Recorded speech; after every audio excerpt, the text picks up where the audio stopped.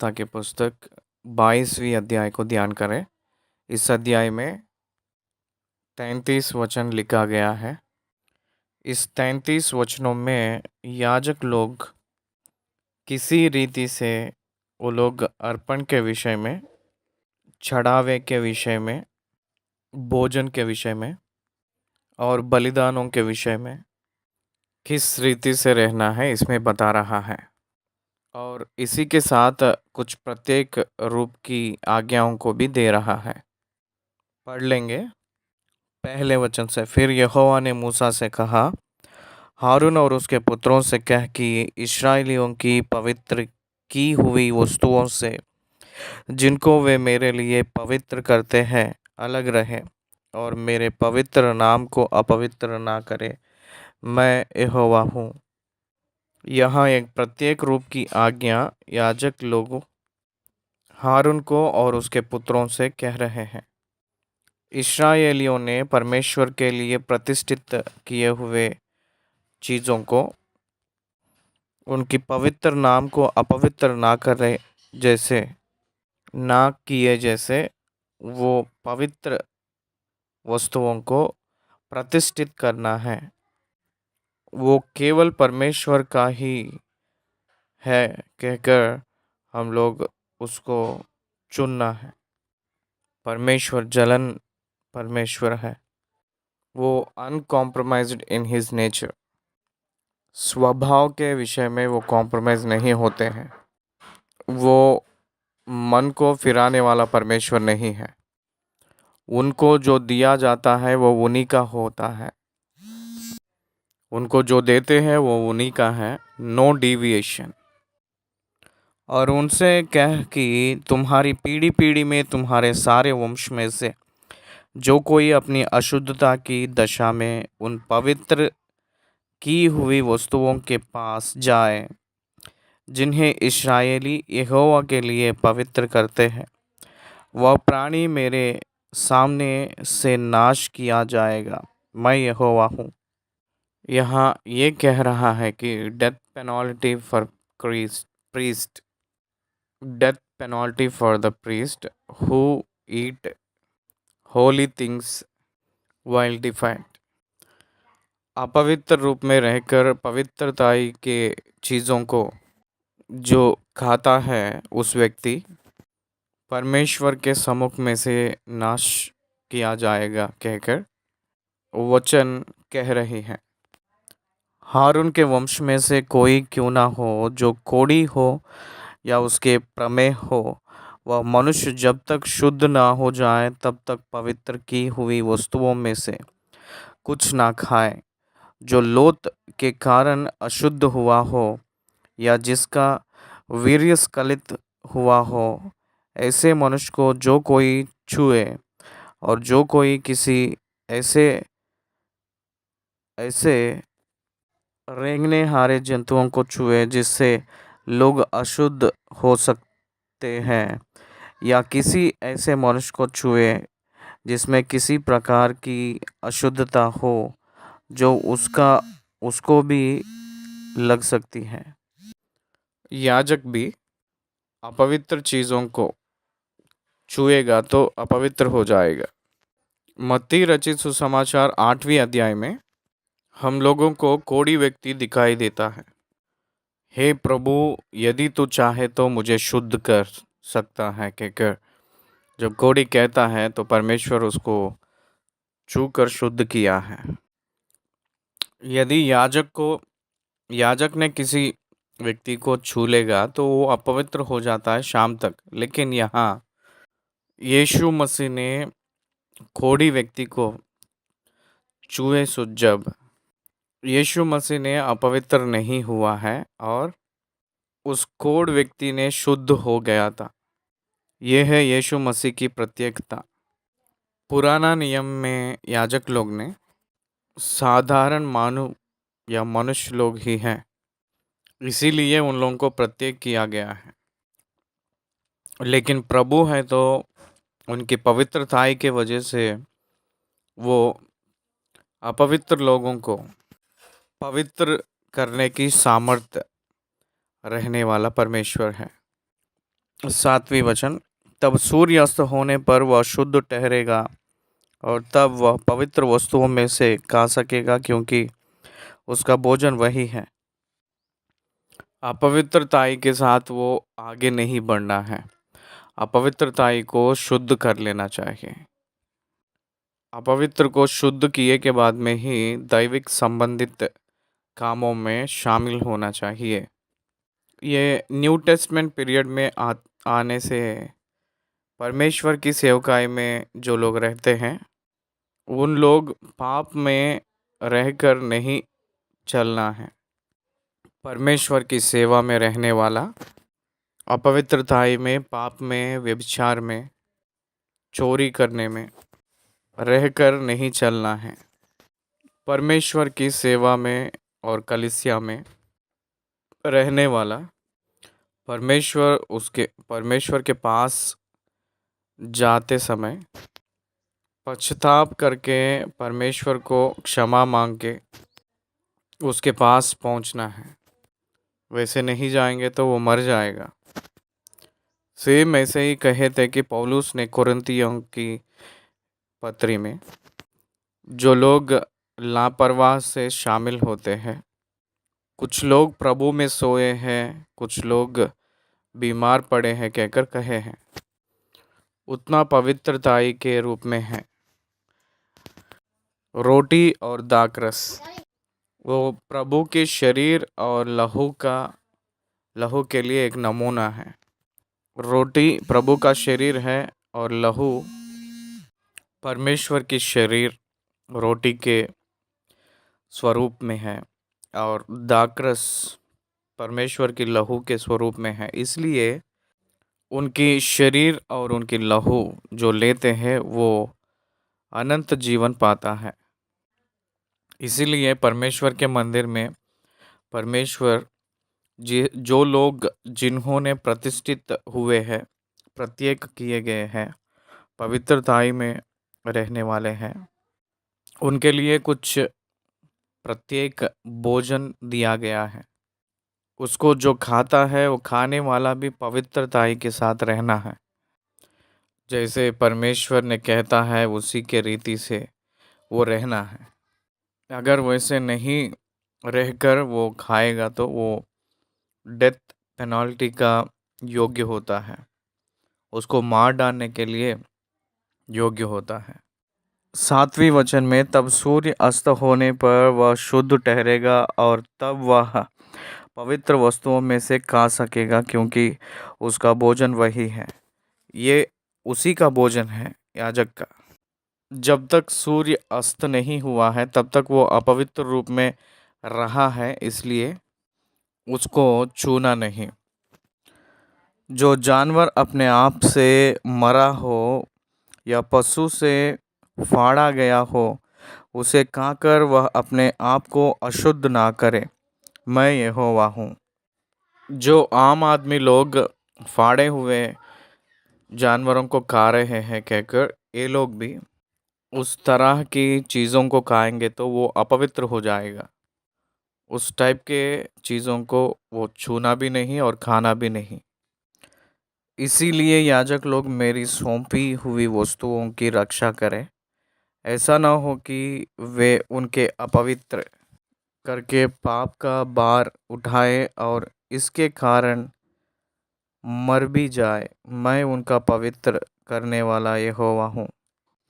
ये कोई और नहीं रखा है, ये केवल परमेश्वर ही स्वयं इन लोगों के ऊपर विधि ठहराया गया है। परमेश्वर को और मनुष्य के बीच में रहने वाला रहा हुआ केवल बात ही है। उस बात को मानना, उस बात का अंगीकार करना, उसके बात की अधीन रहना, ये मनुष्य की धर्म है। और याजक लोगों को, प्रतिष्ठित किए हुए लोगों को प्रत्येक धर्म है कहकर, पवित्र लोगों का परम धर्म कहकर उसको मानना चाहिए। इसीलिए परमेश्वर ने डेथ पेनाल्टी दिया गया है वहाँ। उसके बाद 10वीं वचन से लेकर 16वीं वचन तक हम लोग देखेंगे। अन्य व्यक्तियों के बारे में बता रहे हैं। अन्य मीन्स अदर दैन ज्यू। जो इजरायली नहीं होता है वो पवित्र वस्तुओं को नहीं खाना है। हम लोग भी परमेश्वर की मेज के विषय में जो बपतिस्मा नहीं लेते हैं वो लोग नहीं शामिल होना है कहकर कहते हैं, क्योंकि उन लोग भी अन्य जाति के हिस्से में ही आते हैं। जो बपतिस्मा लेता है वही केवल यीशु मसीह के शरीर में शामिल हो सकता है। वही व्यक्ति केवल यीशु मसीह के शरीर और लहू में शामिल सहभागी हो सकता है और योग्यता बनता है। बाकी जितने भी लोग आते हैं चर्च में उन सभी लोग उस मेज में शामिल नहीं हो सकते हैं कहकर जैसे पौलुस ने कहे हैं, यहाँ भी अन्य व्यक्ति कोई भी हो, ये पवित्र वस्तुओं को जो मंदिर में रखा जाता है उसको कोई भी छूना नहीं। अन्य व्यक्ति लोग, पराये कुल के जन किसी पवित्र वस्तु को ना खाने पाए, चाहे वह याजक का अतिथि हो या मजदूर हो, तो भी वह कोई भी पवित्र वस्तु ना खाए। याजक के घर में वर्कर भी हो या रिलेटिव भी हो, कोई भी हो, उसको खाना नहीं, उसको हल्के में नहीं लेना है। 11वें वचन, यदि याजक किसी प्राणी को रुपया देकर मोल ले तो वह प्राणी उसमें से खा सकता है, और जो याजक के घर में उत्पन्न हुए हो वो भी उसको भोजन में से खाए। इसका मतलब ये है कि बर्थ राइट जिसके पास रहता है वो खा सकता है। यदि याजक की बेटी पराये कुल की किसी पुरुष से ब्याह गई हो तो वह भेंट की हुई पवित्र वस्तुओं में से ना खाए, क्योंकि वो बाहर जाकर अन्य व्यक्ति को ब्याह कर ली है, इसीलिए she was disqualified to eat. याजक की बेटी विधवा या त्यागी हुई हो और उसकी संतान ना हो और वह अपनी बाल्यावस्था की रीति के अनुसार अपने पिता के घर में रहती हो तो वह अपने पिता के भोजन में से खाए, पर पराये कुल का कोई उनमें से ना खाने पाए। कोई भी बेटी अपने पति को खोकर वापस घर आती है तो पिता की भोजन के पदार्थ में से वो खा सकती है, क्योंकि विवाह के विषय में पति का मृत्यु हुए के बाद पत्नी ने परिपूर्ण स्वतंत्रित होती है, इसीलिए वो स्वतंत्र व्यक्ति है, इसीलिए वो भोजन खा सकती है कहकर कहा गया है। यहाँ 14वें वचन, बोल चौक में 14, 15, 16 वचनों में बोल चौक में जो गलती होता है उसके बारे में कहा गया है। और यदि कोई मनुष्य किसी पवित्र वस्तु में से कुछ भूल से खा जाए, बोल चौक में खाना भी नहीं चाहिए। अगर खा लिए है कोई भी तो उसको वापस याजक को 20% मिलाकर देना पड़ेगा। बोल चौक में कुछ भी खा लेते हैं पवित्र वस्तुओं में से तो उसको 20%, 20% ऐड करके याजक को वापस दे देना चाहिए। वो केवल याजक लोगों के लिए परमेश्वर ने नियुक्त किया गया है, सारे लोगों के लिए नहीं।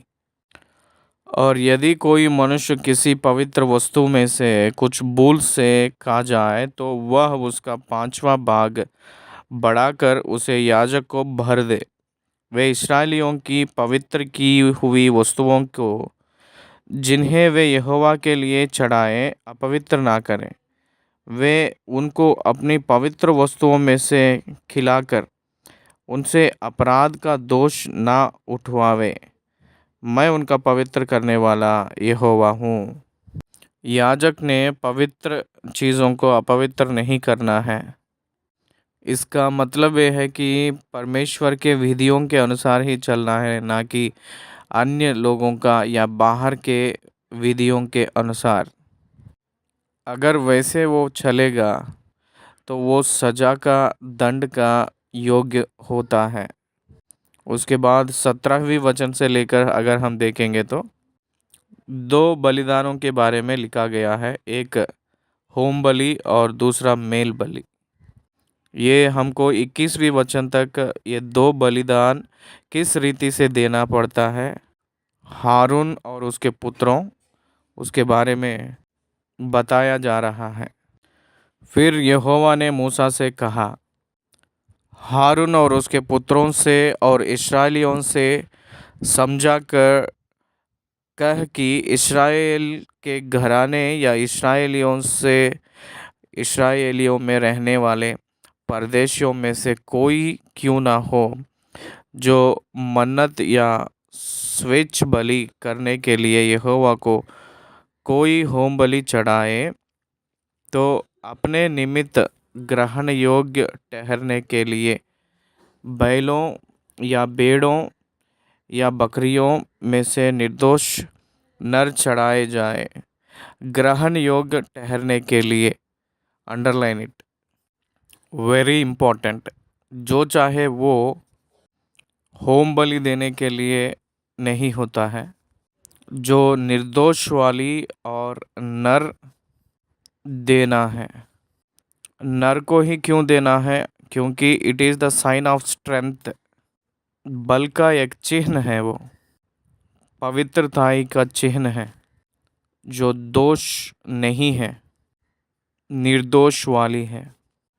परमेश्वर आराधना करते समय आत्माई से सच्चाई से आराधना करने के लिए कहे थे। आराधना मतलब आपकी भेंट नहीं है। आराधना का मतलब उनकी महिमा करने की स्तुति। अंदरूनी में आप जो चढ़ाते हैं वो धन्यवाद की स्तुति, वो सत्य से भरा हुआ रहना है, आत्माई से सच्चाई से आराधना करना है, वो ही सच्ची आराधना है। इसीलिए होम बलि आराधना के लिए और स्वेच्छा बलि आराधना के लिए चिन्ह है। इसलिए उसको जो प्रतिष्ठित करता है, निर्दोष वाली और नर वाली ही देना है, उसको छोड़कर जो चाहे वो नहीं देना है। वैसे ही मेल बलि के विषय में, और जो कोई बैलों या भेड़ बकरियों में से विशेष वस्तु संकल्प करने के लिए या स्वेच्छ बलि के लिए यहोवा को मेल बलि चढ़ाए, तो ग्रहण होने के लिए अवश्य है कि वह निर्दोष हो, उसमें कोई भी दोष ना हो। जो अंधा या अंग का टूटा या लुल्ला हो, अगर चाहे वो होम बलि हो, स्वेच्छ बलि हो या मेल बलि हो, जो भी आप चढ़ाते हैं, चढ़ाते समय बिना दोष, निर्दोष वाली चढ़ाना है। अगर दोष वाली चढ़ाएंगे तो बलि अंगीकार नहीं किया जाएगा, ग्रहण योग्य नहीं होगी। यीशु मसीह अपने कलीसिया के बारे में कहे हैं कि दोष भी उसके कलीसिया में नहीं रहना है, दाग धब्बा कुछ भी नहीं रहना है। उसी में से कुछ भी ना रहकर वो अपने आप को समर्पण किए थे। क्या आप समझ रहे हैं? न्यू टेस्टमेंट में spiritual concept and old testament में फिजिकल कॉन्सेप्ट दिखाई दे रही हैं। पुराने नियम में भौतिक रूप के विषय और नया नियम में अंदरूनी के विषय के बारे में, भौतिक संबंधित विषय और आत्मिक संबंधित विषय दोनों एक ही रीति के अनुसार दिया गया है कहकर आप बाइबल ध्यान करते समय प्रामुख्य रूप में इसको पहचानना है। ग्रहण होने के लिए अवश्य है कि वह निर्दोष हो, उसमें कोई भी दोष ना हो, चाहे वो मेल बलि चढ़ाते समय हो, स्वेच्छ बलि चढ़ाते समय हो या कुछ भी बलियां चढ़ाते समय हो। कोई भी बलि देते समय उसमें कुछ भी लोप, कुछ भी दोष ना रहा हुआ जैसा हम लोग देख लेना चाहिए। इट इज़ आवर रेस्पॉन्सिबिलिटी, वो ही कह रहा है। 22वीं वचन फिर से, जो अंधा या अंग का टूटा या लुल्ला हो, अथवा उसमें रसौली या खौरा या खुजली हो, ऐसों को यहोवा के लिए ना चढ़ाना, उनको वेदी पर यहोवा के लिए हव्य ना चढ़ाना। जिस किसी बैल या भेड़ या बकरे का कोई अंग अधिक या कम हो, उसको स्वेच्छ बलि के लिए चढ़ा सकते हो, परंतु मन्नत पूरी करने के लिए वह ग्रहण ना होगा। स्वेच्छ बलि जो है, free will offering is different, और मन्नत मांग कर जो बलि देते हैं, बलि चढ़ाते हैं, उस समय डिफरेंट देना है। लेकिन फ्री विल ऑफरिंग जो देते हैं, वो जो कुछ आप देते हैं वो लेंगे। फ्री विल ऑफरिंग स्वेच्छ ऑफरिंग होता है। मैं जो दे रहा हूँ कहकर जब कहेंगे तो वो लेंगे ज़रूर। It is also a value, वो स्वीकार करते हैं, अंगीकार करते हैं, ग्रहण करते हैं। लेकिन मन्नत के लिए देने जा रहा है जो बलि, जो मैं एक भलाई पाया हूँ उसके वजह से मैं ये दे रहा हूँ कहकर अगर हम लोग देंगे उसको, तो बेस्ट वन ही देना है। 24वीं वचन से, यहाँ से किसानी संबंधित विषय के बारे में लिखा गया है। जिसके अंड दबे या कुचले या टूटे या कट गए हो, उसको यहोवा के लिए ना चढ़ाना, और अपने देश में भी ऐसा काम ना करना। इनमें से किसी को तुम अपने परमेश्वर का भोजन जानकर किसी परदेशी से लेकर ना चढ़ाओ, क्योंकि उनमें उनका बिगाड़ वर्तमान है, उनमें दोष है, इसलिए वे तुम्हारे निमित्त ग्रहण ना होंगे। बेंट के विषय में या अन्न बलि के विषय में किस रीति से हम लोग, किस विधि से हम लोग ने पवित्र रहते हैं या पवित्र रहने के लिए कहा गया है, वैसे ही बेंट के विषय में जो बीज देने के विषय में, वो चढ़ाव चढ़ाने के विषय में, बेंट में पवित्र रूप में रहने के लिए कहा गया है। जो दब गए हैं या जो जैसे देना है यहाँ दिया गया है, अंड दबे या कुचले या टूटे या कट गए हो, उसको यहोवा के लिए ना चढ़ाना कहकर कहा गया है। 25वीं वचन, इनमें से किसी को तुम अपने परमेश्वर का भोजन जानकर किसी परदेशी से लेकर ना चढ़ाओ, क्योंकि उनमें उनका बिगाड़ा वर्तमान है, उनमें दोष हैं, इसलिए वे तुम्हारे निमित्त ग्रहण ना होंगे। जो दोष नहीं रहता है उसी को परमेश्वर को देना है। इसका मतलब, और priority belongs to God, not be proved. परमेश्वर के लिए हम लोग जो देते हैं स्थान, उसके बारे में यहाँ बताया जा रहा है, क्योंकि वो आपके पक्ष में अंगीकार नहीं होती है। इस सारी अध्याय दोष के विषय के बारे में ही बात कर रही है। दोष वाली वस्तुओं को अंगीकार नहीं करता है। 26वीं वचन से लेकर 33 वचन तक। फिर यहोवा ने मूसा से कहा, जब बछड़ा या भेड़ या बकरी का बच्चा उत्पन्न हो तो वह 7 दिन तक अपनी माँ के साथ रहे। क्यों रहना है? क्योंकि वो दूध पीती है, क्योंकि उस दूध में इम्यूनिटी रहता है, उसकी पोषण उस दूध में रहती है। उसी 7 दिन में उसकी सारी जीवन में जो पोषण है वो मिलती है। इसीलिए उसको 7 दिन उसकी माता के साथ ही रहने के लिए कहा गया है। फिर 8वें दिन से आगे को वह यहोवा के हव्य के लिए ग्रहण योग्य ठहरेगा। चाहे गाय, चाहे भेड़ी या बकरी हो, उसके और उसके बच्चे को एक ही दिन में बलि ना करना। एक ही दिन, सेम डे, माता को और बच्चा को नहीं मारना है कहकर कहा गया है। और जब तुम यहोवा के लिए धन्यवाद का मेल बलि चढ़ाओ तो उससे इसी प्रकार से करना जिससे वह ग्रहण योग्य ठहरे। वह उसी दिन खाया जाए, उसमें से कुछ भी सवेरे तक रहने ना पाए, मैं यहोवा हूँ कह रहे हैं। दूसरे दिन तक उसको बचाना नहीं कहकर कहे हैं। Fresh material, while you are eating you must eat fresh. जो अच्छा रहता है, स्वादिष्ट या बहुत अच्छा स्वास्थ्य देने वाले चीज़ को खाना है, ताज़ा वस्तुओं को खाना चाहिए, जो सड़ा हुए चीज़ों को खाना नहीं। 31 और 32 वचनों में, इसलिए तुम मेरी आज्ञाओं को मानना और उनका पालन करना, मैं यहोवा हूँ। बहुत प्रामुख्य बात है ये। यहोशुआ के पुस्तक में यहोशुआ से वही कहे थे, मेरी आज्ञाओं को छोड़कर दहिना या बायां नहीं जाना है कहकर कहा है। परमेश्वर की सारी शासन या परमेश्वर की सारी आज्ञाएं बदलती नहीं हैं।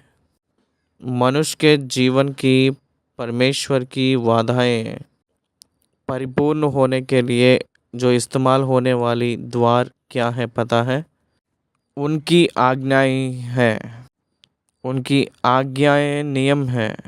लॉस वो पूरा एक वस्तु काम कर रही है तो वो बहुत लॉस के ऊपर आधार होती है।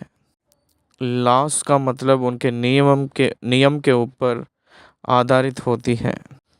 उस नियम के प्रकार करेंगे तो सब कुछ ठीक रहती है। इसीलिए एक वस्तु ने मैन्युफैक्चर करने के लिए किस रीति से मैन्युफैक्चर करना है वो गाइड दिया जाता है, उसको मैनुअल कहते हैं। उस मैनुअल ना रहकर उसको ऑपरेट नहीं करना है। वो मैनुअल उस वस्तु किस रीति से काम करती है, कितने रीति के अनुसार वो काम करती है बताते हैं। कुछ भी ना जानकर उसको इस्तेमाल करेंगे कहकर अगर कोशिश करेंगे तो उसका प्रतिफल नहीं मिलेगा, वो निकम्मा हो जाएगी। वैसे ही मनुष्य भी परमेश्वर की आज्ञा के अनुसार जीना है। ये सारी आज्ञाएं परमेश्वर मनुष्य के लिए रखा है ताकि मनुष्य को इस्तेमाल होने के लिए, मनुष्य की लाभ के लिए। और मेरे पवित्र नाम को अपवित्र ना ठहरना, क्योंकि मैं इस्राएलियों के बीच अवश्य ही पवित्र माना जाऊंगा, क्योंकि मैं तुम्हारा पवित्र करने वाला यहोवा हूँ, जो तुमको मिस्र देश से निकाल लाया, जिससे तुम्हारा परमेश्वर बना रहूं। मैं यहोवा हूँ। मिस्र देश में से बाहर लाया हुआ व्यक्ति मूसा नहीं है, परमेश्वर है। इसीलिए मैं आपका परमेश्वर हूँ, पवित्र करने वाला हूँ और प्रतिष्ठित करने वाला हूँ। इसीलिए आप लोगों को पाप से और शाप से छुड़ाया हुआ मैं ही हूँ। इसीलिए आप लोग मुझे पवित्र ठहराना है। मैं आपको पवित्र करने वाला हूँ। इसलिए जो अपवित्र रहता है उसको नाश कर देगा। उनकी उद्देश्य ये है कि इस अध्याय में हमको एक ही बात समझ आ रही है, एक ही बात में सब समझ आ रही है कि वो ये है कि जो दोष नहीं रहता है वो ग्रहण योग्य हो रही है, जो दोष रहती है वो ग्रहण योग्य नहीं होती है। जो निर्दोष वाले के जैसे अपने जीवन को समर्पण करना है। 22 अध्याय को ख़त्म किए हैं। धन्यवाद।